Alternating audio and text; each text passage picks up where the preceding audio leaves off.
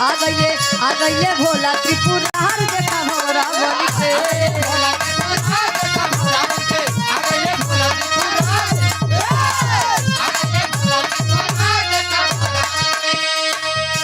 धीरे धीरे जब हुई जूड़ा में से जगह बनवत है माई सती जी डराता है भगवान भोलेनाथ धोखा न करे गद्दारी न करे नहीं जान लिया अब भाई जेकर मरण जियन लगा बा उ तो हर बात माने ओका तो कैसे लागे बस अपन जान बचावो करे बाद देखा जाए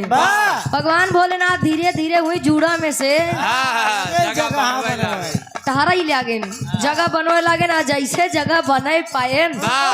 हो गया घात कई देन भगवान भोलेनाथ भोला न माने बतिया भारी कई दिहले भतिया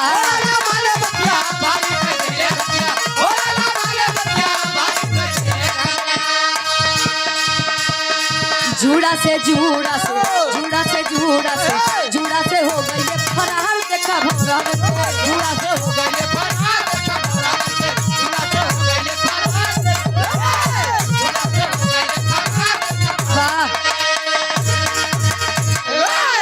भोला न माने बतिया भारी कई दिहले घतिया जूड़ा से हो गई फरार देखा भमरा बन के नहीं माने निकल गए कतो यहाँ देवी के ऊपर कतो वहाँ देवी के ऊपर माई सती जी कहा तई नाथ निकर तो गया लेकिन असली रूप में जिनी आया ना तो जान ला फिर का होए अब कतो यहाँ देवी के ऊपर कतो वहाँ देवी के ऊपर कतो यहाँ से झटका जाता कतो वहाँ से पटका जाता कहें तेरी मेहरारू तेरी भी टिहनी के कहे अबे तू जानी न पाऊ हम के यही जनतु तो यह तरीके गलती न करतू दादा ले लो पाछे से पैसा बारे हमार भाग पैसा चिट्ठी हो गए हां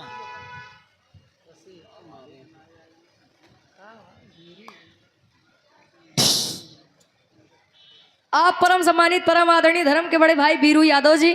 फोर्स वाले ड्राइवर महादेव ढाबा बदलापुर बाईपास भैया जी के द्वारा इस भाव को समझते हुए 101 रुपए का महान आशीर्वाद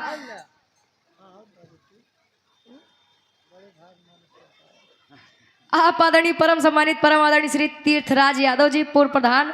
मरगूपुर की पावन धरती से आशीर्वाद के चाह रही कि हम बच्चे अपनी कला में कामयाब रहे कहे अगर तू जनतू हम के यही तो ई भूल न कर तू तने तत्ताम हुए भगवान भोलेनाथ आइए सब डराई गए शर्मा गए कहे भगवान भोलेनाथ यहाँ कैसे हो आए सब शर्माई के लजाई के भाग गए तबले भगवान भोलेनाथ के वही 9 महीने वाला पोजीशन गदेला जब पेटे में आई गए सत्य जी कहीं हो गया दिखाई ले हो गए तुम्हारा औकात भर दिखाएंगे बड़का मन से धू बनत रहे हो गया माध्यम भाजत रहे काहे कतो भागे वीर तो कतो मारे वीर जा कुल हिनाश कई दे हम का मुंह दिखाऊ बब कैलाश पर्वत पे लिया चलो सो कहिए माई तुहार काम तो बाबा संभारा तो है ले ले बाहरों से कहे सती अब जौन हो के रहा तवन हो गया चला तनी माँ सेवा सत्कार कर पापड़ के भाव में कवि जी लिखा है आप परम सम्मानित प्रदेश सचिव श्री रामचंद्र निषाद जी गोंदालपुर की पावन धरती से 101 रुपए का महान आशीर्वाद गोड़ चुके पहली बार पापड़ के भाव में कवि जी लिखाते हैं भगवान भोलेनाथ सती जी से कहते हैं सती हमारा सेवा सत्कार करा लड़का एकदम तंदुरुस्त हो चाहिए 7-8 किलो की लड़किया हो तंदुरुस्त स्वस्थ ऐसे हो अच्छा इतना कम पापड़ के भाव में कवि जी लिखाते हैं कैसे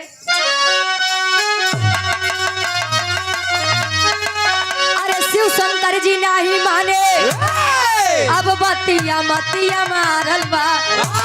अरे तो शिव शंकर जी नहीं माने अब बतिया मतिया मारल बा आखिर सर पे आ गईली विपतिया मतिया मारल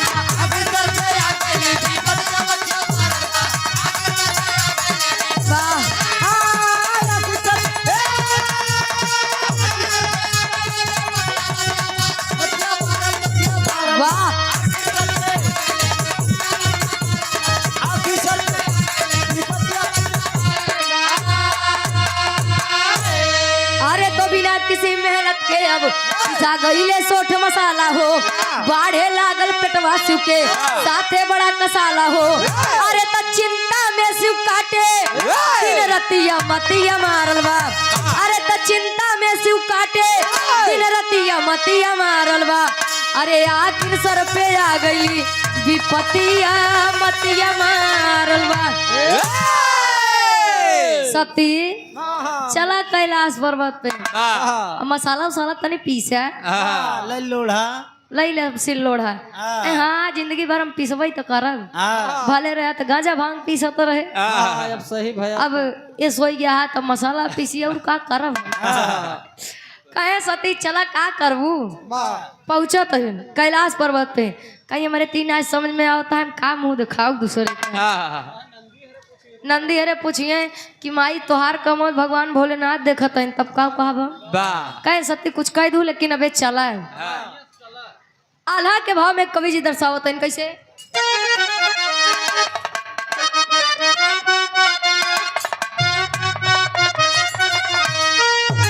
अरे तसुर नार मुनि करते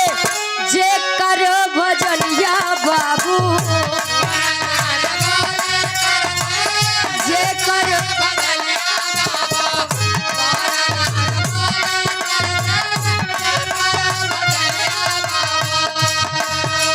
संकट में फंसे दुनिया के पालन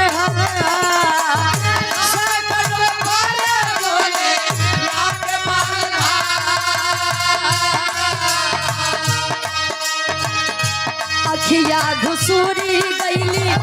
माथे कैली लगवा पंचो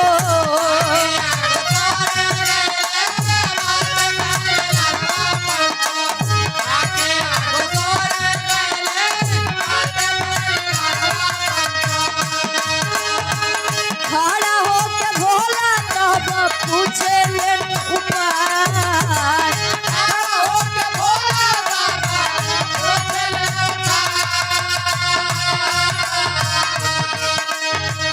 सती जी पहुँचली जाके विष्णु के समनवा भैया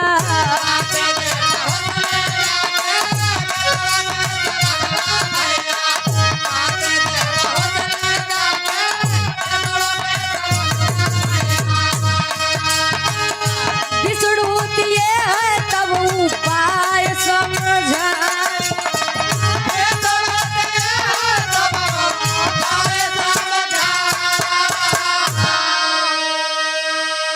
विराह हमारे एकदम करीब में बा कहानी आप लोग समझ ली है शंकर जी के धीरे धीरे अब समय बीतत बा 7, 8, 9, 10, 11, 12, 13 14-15 महीना बीती है जब 14 महीना लगा काहे साथी इन्नी करे उकरे ना का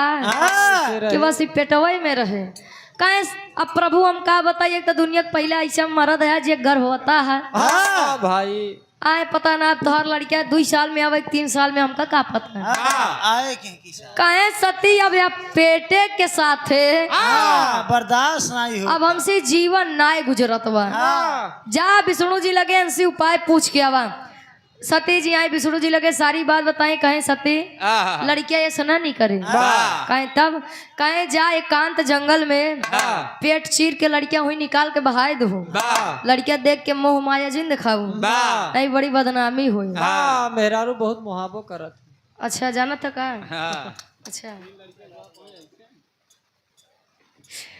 कहे लेकिन हमारे स्वामी ठीक कैसे हुई है कहे तोरे सबसे छोटी वाली अंगुरी में अमृत रस बा वही काट के पियाई देबू तो एकदम पहले जैसे ठीक हो जाएंगे कहीं बस बस नाथ जान ले उधार कह दे तू आई कैलाश पर्वत पे लिया गई जंगल में कहीं स्वामी लड़कियां पेट चीर के निकाले के पड़े काका ये ऑपरेशन पहले चलाता रहा बस पहले पेट चीरे रहा नहीं आज वाले ऑपरेशन कर ओकरे बाद लिया के आए कहे पेट चीर के लड़कियां निकाले पड़े कहे लेकिन हम ठीक कैसे हो गए बहुत पियाए कहे ये में हमारी तरस बा ये अगर गिरा देवे आपके मोहन तो पहले जैसा हो जावे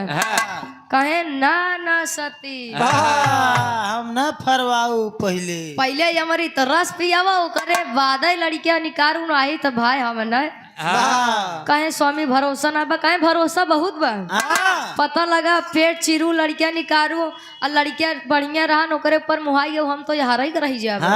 लबर लबर कहीं चल देबू घरे तू। कहीं जा अमृत रस गिराई पेट चीर के लड़कियां निकाली बाहर है महतारी के ममता।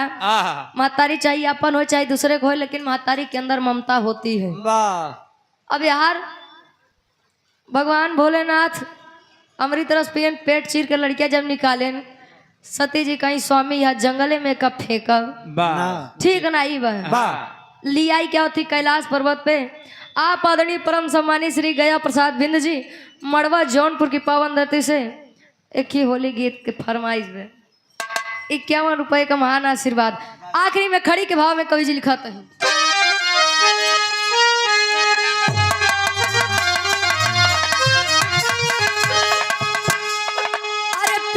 चीर दिहली,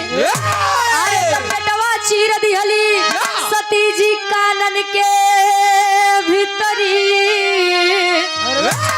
अरे पेटवा चीर दिहली सती जी कानन के भीतरी, तो रखली छुपा के ललना भेद न जाने सगरी।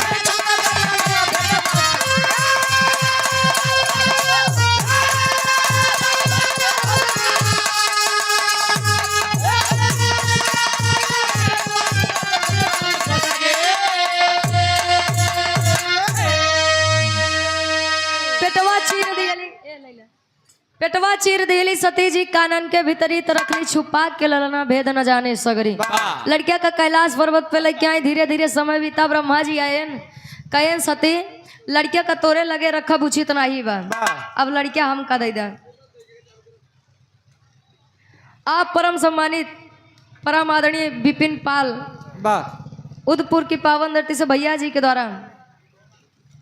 201 रुपए का महान आशीर्वाद। आशीर्वाद के चारे के बच्चे अपनी कला में कामयाब रहे। ब्रह्मा जी आवतन कहें सती अब एक लड़किया हम का दे दा। अब वो लड़किया के नाम का पड़ा तनी आप लोग गौर करिए। कहे अरे तब ब्रह्मा के दे दिहली अब सती जी लला नवा हो, ता नारद पड़ा नाम जे कर जाने ला जहाना हो।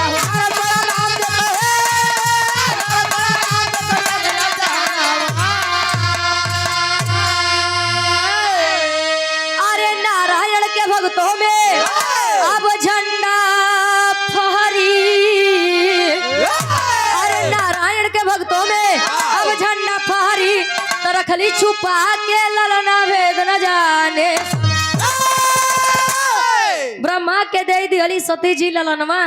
तो नारद पड़ा नाम जे कर जाने ला जहानवा। ब्रह्मा जी के मानस पुत्र कहे जाते हैं नारद जी। नारद जी के जन्म बाकी जहाँ न पहुँचे रवि वहाँ पहुँचे कवि। वेदों में भेद नहीं, भेद है विद्वानों में। जे जहाँ से पावत है वहीं से उठाई के लिखत है। अब बाकी जनवई करत है कि बिना ज्ञान के केहू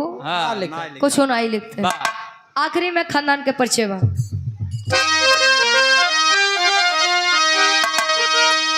कहे गुरु बिहारी गुरु गणेश गुरु रामलाल हितकारी।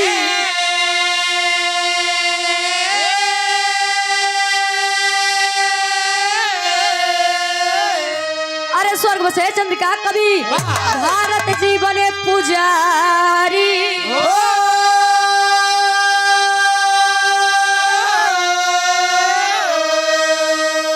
अरे सती से दानी बतिया कहे, अरे सती से दानी बतिया,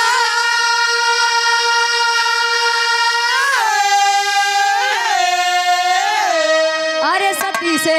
दानी बतिया कहे। अरे अनुपम काव्य कला में रुचि की है गिटिया, सती से दानी बतिया कहे।